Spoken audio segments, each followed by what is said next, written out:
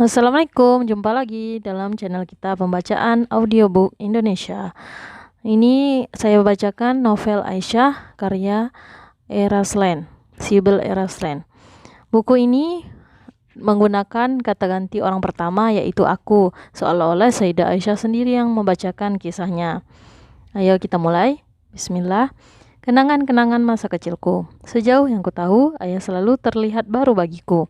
Memang, tiada yang akan bertahan lama dalam hembusan badai pasir dari arah bintang. Apapun yang ada padanya menjadi baru, cemerlang dan perawan, bagaikan kantong pelana berisikan hadiah yang belum pernah terbuka. Ayahku adalah jalan-jalan menuju utara dan selatan. Dia datang dengan berbagai aroma dari hembusan badai Damaskus dan Yaman. Di setiap jalan pulang, mereka selalu membahas aroma dan hal-hal baru bersama ayahku. Namun Padang Pasir yang merupakan guru ilmu kesabaran penuh rahasia lebih menaruh kepercayaannya kepada wanita dibandingkan laki-laki.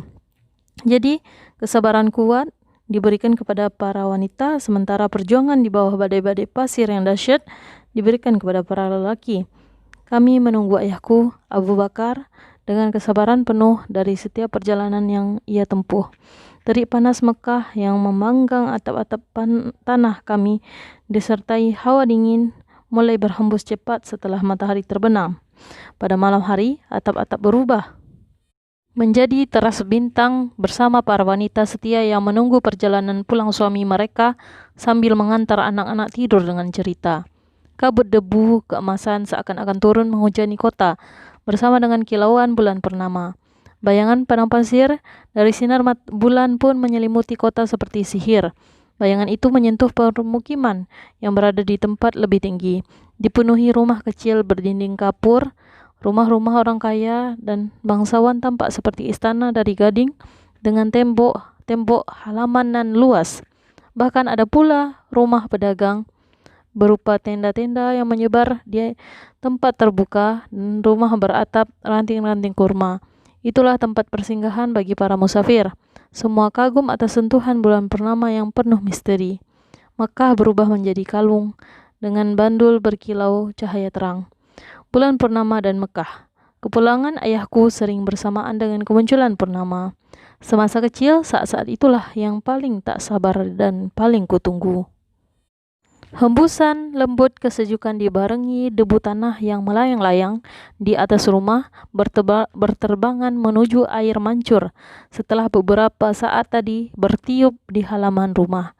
Karang yang tergantung di pintu menggoyangkan tirai. Sst, sst, sst. Suara ini, desiran badai, erangan kucing-kucing milik teman-teman ibuku yang mengingatkan pada perbincangan, kekhawatiran, guman-guman, gemercikan gelang-gelang para pembantu ketika berjalan cepat. Tring, tring, tring. Langit yang kutatap dari sandaranku terang-terang terang. Di antara tidur dan terbangun, dongeng dan kenyataan, mimpi dan hakikat. Anak-anak padang pasir yang menunggu ayah mereka tentu mustahil tumbuh besar tanpa dongeng. Aku adalah salah satu dari mereka. Bahkan, jika ada seorang kakek tua berilmu menuturkan ribuan cerita soal bintang, anak-anak yang bersandar di atap-atap tanah atau menatap langit penuh gemintang dengan sejak, wahai sahabat-sahabatku, akan tertidur di pangkuan nenek mereka seperti diriku. Ayah yang kalian tunggu dari perjalanan tampak seperti puisi, dongeng, atau bintang di hati kecil. Semua orang menunggu kedatangan ayahku dari perjalanan dagang dengan harapan berbeda-beda. Ketika kakek dan kerabat-kerabat tuaku yang lain berharap ayah kembali dengan hasil pendapatan berlimpah, ibuku, Ummu Ruman, diselimuti penantian mengharapkan ayah kembali dengan selamat. Sementara itu, menurut kakak perempuanku Asma, ayah adalah sebuah hadiah.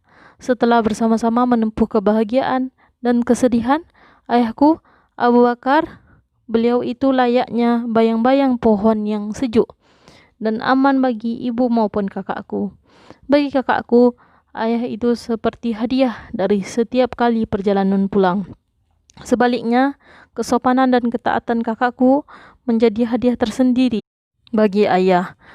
Ayah membeli cenderamata dari pedagang kalung, penjual ikat pinggang gading, atau dari sebuah perjalanan di Damaskus. Ia membawa vas bunga berhiaskan kulit-kulit binatang lautan. Sementara itu, di dalam kantong pelana terdapat buku-buku baru, peta-peta, dan botol kristal berisi hiasan warna-warni untuk ibu. Bagi para wanita di rumahku, perjalanan pulang ayah adalah hadiah. Sementara itu, bagian yang aku dapat dari perjalanan panjang ayah adalah kehangatan dan kenyataan. Bagiku, dia adalah seorang ayah sekaligus dunia ini, seluruhnya untukku. Aku tak pernah menyambut ayah di rumah atau di depan pintu rumah. Aku berada di antara para penyambut yang berlari-lari menuju rombongan ayah setelah mengetahui kedatangannya dari atap rumah. Di dalam kepulan debu, bendera-bendera rombongan tampak ketika masuk kota. Ibu tak begitu senang dengan caraku ini, tapi karena dia tahu hal ini merupakan perhatianku bagi ayah, dia menyetujuinya. Ibu tak mengatakan satu hal pun ketika aku berada di antara keramaian orang-orang yang berlari dan bernyanyi untuk menyambut kedatangan rombongan dari perjalanan panjangnya. Di depan pintu masuk kota, ayah turun dari untanya, kemudian langsung menunggang kuda. Perjalanan memasuki kota itu dilatari kepulan debu, menyelimuti mereka seperti akhir bahagia sebuah dongeng, dan pastinya bagian paling baguslah yang akan aku dapat. Setelah beberapa saat mencari keberadaanku, ayah turun dari kudanya dengan senyum bahagia.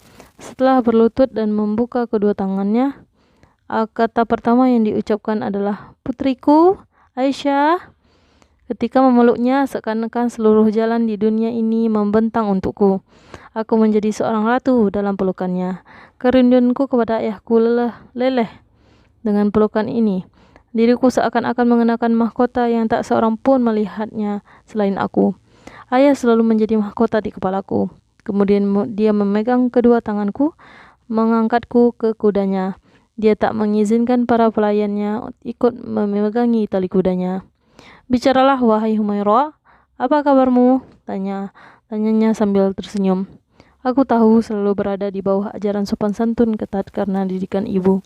Ibu selalu memperingatkanku untuk tak banyak bertanya kepada orang lain. Diam, tenang, dan dewasa seperti kakakku Asma. Dengan kata-kata yang aku hafal sebelumnya diiringi panduan seperti, "Ayah adalah penyelamat kami. Bertemu dengan ayah dalam keadaan sehat adalah harapan kami." Aku menjawab pertanyaan ayah dengan mengutip puisi-puisi dari masa lalu. Tapi ayah tahu tentang diriku. Aku malah membawakan puisi-puisi diiringi kata-kata yang membuatnya tertawa. "Bicaralah, wahai Humaira, bagaimana keadaanmu?" Ucapannya memberikan tanggapan padaku. Dengan kepercayaan diri yang aku dapat dari ayah, aku ceritakan semua yang terjadi di Mekah selama beberapa bulan kepergiannya. Satu persatu aku ceritakan kepadanya sampai di depan pintu rumah.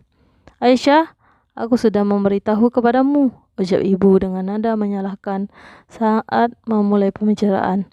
Ayahku menanggapi dengan senyuman. "Ya, Aisyah sudah cerita. Dia berhasil mengalahkan semua teman-temannya di permainan semut bersayap. Kemudian kami duduk di meja makan sambil tertawa bersama. Meja itu penuh jamuan yang disiapkan berhari-hari dengan 1001 keistimewaan oleh para pelayan. Ibuku dan teman-temannya, suasana saat ayah pulang merupakan malam panjang dan membahagiakan. Ibu dan kakak perempuanku tahu bahwa aku adalah anak yang tak berselera makan. Tapi saat ayah telah kembali, mereka tahu aku akan makan banyak. Karena itu mereka pun menyuruhku duduk di antara ayah dan kakek. Sebagai anak paling kecil di rumah, ayah selalu membanjakanku. Ia akan menyuapi makanan dari piringnya sendiri kepadaku, seperti memberi makanan kepada anak burung. "Ayah, dengar, kau kebanyakan lari dan main-main waktu ayah tak di rumah. Engkau juga jatuh sakit. Apa kakek pernah menceritakan dongeng tentang anak yang tergesa-gesa dengan raja tua, Aisyah?" tanya ayah sembari membelai rambutku. Kemudian dia mencium tangannya yang membelai rambutku. Wangi sekali rambutmu, Aisyah. Pasti kakakmu yang anggun ini telah merias putri kecilku. Kalau dewasa nanti, pasti banyak raja yang akan menginginkanmu sebagai menantu. Tapi ibu dan kakek tak akan memberikannya kepada mereka, ucapnya. Aisyah takkan pernah dewasa, seru ibuku. Begitu bangun pagi, dia langsung ingin pergi main dengan teman-temannya. Seharian penuh ia lari-lari, keringat membasahi tubuhnya. Tak satu pun makanan dia sentuh. Meski teman-teman seumurannya mulai belajar melipat dan merajut kain bol, dia malah pergi menonton pertandingan unta bersama kakak laki-lakinya. Meskipun seluruh pembicaraan selalu berakhir mengenai diriku, yang selalu ingin aku dengarkan adalah berita-berita dan cerita-cerita baru. Ayah, aku mohon ceritakan dongeng anak yang tergesa-gesa dengan raja tua itu. Aku mohon ceritakan itu padaku ya, ucapku. Mungkin 1 pekan atau 1 bulan cerita-cerita dalam perjalanan ayahku ini akan selesai. Bani Tamim akan menceritakan air terjun kami di Makkah. Kakek-kakek kami terkenal dengan kedermawanannya. Dari Damaskus sampai Yaman, mereka banyak menempuh perjalanan perdagangan. Dari Jeddah sampai ke laut-laut yang tak pernah mereka tahu. Dari setiap kali perjalanan, mereka akan kembali dengan pengetahuan baru, dengan keterangan baru dari dunia-dunia baru. Tamim adalah pusat pangeran-pangeran dermawan padang pasir, ucap para pengembara yang datang dari Mekah. Garis keturunan merupakan hal paling penting dan pengetahuan paling berharga yang diturunkan dari satu generasi ke generasi berikutnya. Di Mekah, di antara keluarga-keluarga yang mementingkan harga diri, diam-diam terjadi persaingan tersembunyi dari kekayaan sampai perlindungan agama. Belum lagi soal keunggulan sastra, khususnya di antara para suku yang suka membesar-besarkan persaingan dalam hal syair. Itu semua tampak seperti usaha aneh demi membangun nama baik yang dirasakan dalam setiap hal. Benar, soal keunggulan terkait padang pasir, keutamaan mungkin berarti segala-galanya. Meski demikian, memaksakan kekuatan atau menonjolkan keunggulan, kekayaan dunia dengan tanpa perhitungan pun terjadi di Makkah. Misalnya soal kedermawanan, keramahan, pengetahuan dan kepercayaan. Belum lagi keadilan yang tak bisa dijual dengan uang. Bani Tamim kerap disebut para pelindung padang pasir yang berwibawa. Ketika tiba di perkampungan Bani Umayyah, mereka pun melakukan perjalanan dagang serupa seperti yang ayah dan kakekku lakukan. Kadang-kadang keuntungan yang mereka dapatkan malah lebih unggul. Namun Bani Umayyah juga terkenal dengan suku yang berbahaya. Mereka tampak menakutkan hati, terutama dari persaingan di antara mereka sendiri dan ketakutan dari kaum miskin. Sebaliknya, ketika Bani Tamim disebut, wajah orang-orang langsung dipenuhi senyum bahagia. Bani Tamim ialah nama suku kami. Bani Tamim dikaitkan dengan harapan keadilan bagi orang-orang tak mampu maupun para yatim. Adab paling unggul yang kami pelajari dari ayah-ayah kami terdahulu ialah melindungi dan membantu para orang miskin, para yatim yang tak memiliki siapa-siapa, pengembara dan murid-murid. Karena itulah Tamim mendapatkan banyak keberuntungan, ucap kakekku. Abu Khawafah, yang kami lakukan hanya untuk kasih sayang dan rahmat. Jangan pernah lupa, jangan pernah bercampur dengan keburukan. Jamulah mereka sehingga mereka pun menjamu kalian. Dan keingintahuan yang besar akan puisi mendendangkan kata-kata indah sudah seperti warisan yang diberikan kepada keluarga kami. Tak hanya laki-laki tahu bagaimana membawa dan membaca dan menulis serta menghitung dan pengetahuan sejarah. Para perempuan di keluarga kami juga dididik untuk belajar, membaca, menghafal dan mengetahui adab berbicara sopan santun seperti yang diajarkan kepada laki-laki. Di rumah ketika saudara-saudara tua, nenek-nenek dan bibi-bibi kami menginginkan kami melakukan suatu pekerjaan, mereka mencium kening kami dan berujar, "Jangan pernah lupa." Mereka lantas memegang ujung telinga, kemudian mengembuskan udara di atas hati kami. Suatu hari aku menanyakan apa artinya itu sebab mereka pun melakukan serupa kepada saudara kami dari jauh. Nenek dengan senang hati menjawab pertanyaanku. Ia menjawab, akal anak perempuan itu lebih dewasa dari penampilan dan umurnya. Kalau besar nanti, semoga kau menjadi menantu para orang besar, wahai putriku kecilku. Ketika nenek itu berkata begitu, ibuku dengan nada ketus membelai rambutku. Aisyah masih suka bermain dengan boneka-bonekanya. Banyak sekali boneka di kamarnya. Kalau terus seperti itu, dia takkan pernah tumbuh dewasa. Meskipun tumbuh dewasa, kakek dan ayahnya takkan memberikan dia sebagai menantu kepada siapapun. Tetua Bani Tamim sangat mencintai anak perempuan yang pintar ini. Nenek bicara seakan-akan mulutnya penuh mengunyah buah kenari. Ia terdengar mengeluarkan suara. Kalau begitu, jangan lupa ini. Cit, cit, cit, cit. Dua hal, jangan lupa biarkan dihafal. Baik dengan telinga maupun hati. Yang pertama adalah pendengaran. Ya, cit, cit, cit. Hanya orang yang mendengar dengan kebenaranlah belajar dan tahu. Cit, cit, cip, cip. Yang kedua adalah, dan lebih penting, ialah semua yang kita pelajari dengan mendengar hanya tak akan pernah terlupakan bila diukir di dalam hati. Ya, cip, cip. Jadi agar jangan lupa, kita harus melakukan itu.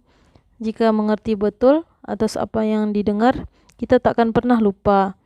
Ya, seperti itulah maknanya, wahai gadis mungil. Ayah bilang bahwa ia pernah lupa dengan puisi-puisi yang didendangkan oleh seorang tua bijaksana dari suku Azl di Yaman ketika baru saja kembali, ucapku. Ibuku yang tahu kemana pembicaraan ini akan berakhir langsung memotong pembicaraan. Aisyah sayang, kakakmu memanggilmu. Ada kain yang harus dibawa untuk para wanita Bani Khuwailid, ucapnya. Ayah berbisnis kain dan pakaian. Bani Tamim merupakan suku besar. Kami bergelut di berbagai bidang perdagangan yang berbeda-beda. Kami adalah pedagang yang dipercaya. Banyak yang meminta kami mengirimkan barang-barang dari Yaman sampai Suriah. Pun barang dagangannya yang akan masuk ke seluruh wilayah Arab, baik sutra maupun rempah-rempah dari Afrika atau ke kota-kota di Yaman. Maka dikenal sebagai pusat perdagangan, julukannya jantung dunia yang berdetak. Ayah pernah berkata bahwa dunia ini memiliki dua jalan besar. Kedua lengannya membentang ke arah selatan. Yang satu membawa kain sutra berudru, sementara yang lainnya membawa rempah-rempah. Kedua hal ini menjadi ilmu penting dalam lingkup perdagangan di Mekah. Kain sutra dan rempah-rempah, kelompok-kelompok perdagangan Mekah pun sudah ditentukan. Ayah dan kakekku adalah lentera yang merajut masa harum kain sutra di dunia. Banyak juga keluarga yang sama membawa rempah-rempah ke Mekah.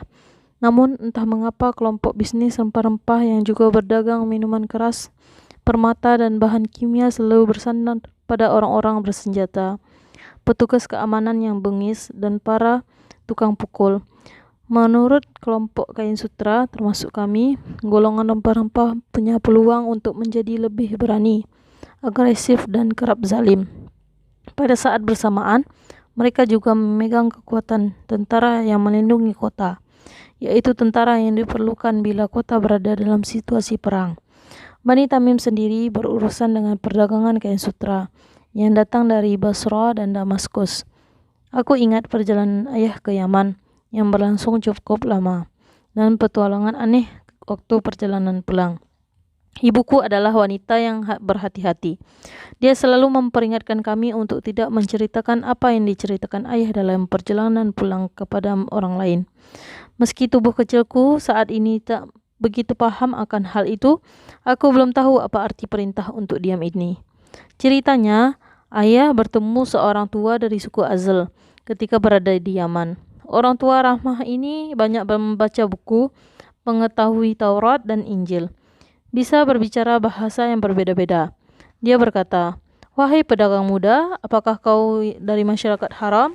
tanyanya di pasar. Ayah menjawab, "Iya." Langsung orang tua itu menanyai asal-usul ayah. Setelah tahu bahwa ayah dari keluarga Bani Tamim yang dikenal dermawan dan hakim untuk memecahkan masalah perselisihan antar keluarga, orang tua itu menggandeng lengannya. Ia memberi isyarat agar ayah menjadi tamu di rumahnya. Ayah yang tak ingin menyakiti menerima tawaran itu ketika malam telah larut dan semua orang sudah memejamkan mata. "Datanglah kemari, wahai Bani Tamim muda," Ada beberapa pertanyaan yang ingin aku tanyakan, ucap orang tua berjenggot putih waktu itu. Aku punya pengetahuan mengenai kedatangan Nabi terakhir dari masyarakat haram. Aku tak tahu apakah dia sudah muncul, tapi aku pikir kedatangannya sudah dekat. Dia adalah sosok yang perkataannya dipercaya, rendah hati, tubuhnya tak begitu besar dan sangat bersih. Dia akan mendapatkan cacian dan siksaan dari saudara-saudara dan teman-temannya begitu tahu bahwa dirinya adalah nabi terakhir. Andai umur dan tubuhku masih bisa bertahan, andai aku bisa berada di sampingnya, membantu ketika menempuh hari-hari yang susah. Meski umurku tak sampai pada hari itu, kau masih muda, berasal dari Bani Tamim pula. Jika kau melihat hari itu dan menjadi saksi, sampaikan salamku kepadanya, ucapnya. Kata-kata orang tua itu telah terukir ke dalam hati ayah. Memang pada waktu itu semua orang berada pada masa penantian. Bahkan hanya untuk mencari tahu hal itu banyak orang lain datang jauh dari menuju Mekah. Orang-orang telah mendapatkan kabar ini dari Injil dan Taurat. Bahkan ada yang mulai menanti kemunculannya dari suku Quraisy, Ammar bin Hisham, yang kemudian dikenal dengan nama Abu Jahal, pun menjadi salah satu nama yang muncul. Jika kenabian itu muncul dari salah satu masyarakat haram, penantian pun bisa tertuju pada seorang yang berasal dari garis keturunan unggul, meski tak seorang pun berkata mengenai hal itu. Masih terkesan dengan cerita di hari kepulangan ayah dari Yaman, dia mendapatkan kabar lebih mengejutkan lagi. Sahabatnya Hakim bin Hizam berkunjung kepadanya. Ketika para pelayan memberikan jamuan kepada para tamu, dia berkata, suami bibi kalian Khadijah Al-Amin berkata bahwa dia adalah seorang nabi yang diutus Allah, utusan Allah seperti Nabi Musa. Setelah kembali dari perjalanan jauh, adat Mekah mengharuskan seorang saling berkunjung kepada sesama tokoh untuk mengucapkan selamat datang. Pada malam hari itu juga, seorang tokoh Mekah dari Quraisy pun berkata hal itu juga. Tahukah apa yang dikatakan temanmu? Ternyata kenabian turun kepada keponakan Abu Thalib yang aneh dan yatim itu. Jika bukan karena persahabatanmu, aku bersumpah kita akan langsung memberikan perhitungan dengannya. Tapi kau sudah pulang, kau cukup bagiku. Berikan nasihat kepadanya atau apapun. Lakukanlah apa yang kau mau dengannya. Tapi kegilaan ini harus segera berakhir, ucapnya. Dengan perasaan aneh, ayah bertanya kepada para tamu yang duduk di halaman dekat pintu rumah. Apa yang terjadi dengan Al-Amin? Apa yang dia ucapkan kepada orang-orang? Dia duduk di Makkah dan berkata bahwa tak ada Tuhan selain Allah, yang mengajak orang-orang untuk keluar dari agama leluhur dan masuk ke agama yang dia dakwahkan. Dia adalah Nabi utusan Allah, ucapnya, kata mereka sambil menggerutu. Beberapa orang mencoba tersenyum meski mereka ingin menampakkan ketidakmampuan atas hal itu. Meski masih muda, aku bisa melihat betapa mereka sebenarnya sangat peduli dengan hal yang dibicarakan. Jika ini merupakan suatu hal yang bisa dipecahkan dengan tawa dan senyuman, mengapa mereka datang kepada ayah? Di samping itu, mereka ingin ayah menjadi perantaraan.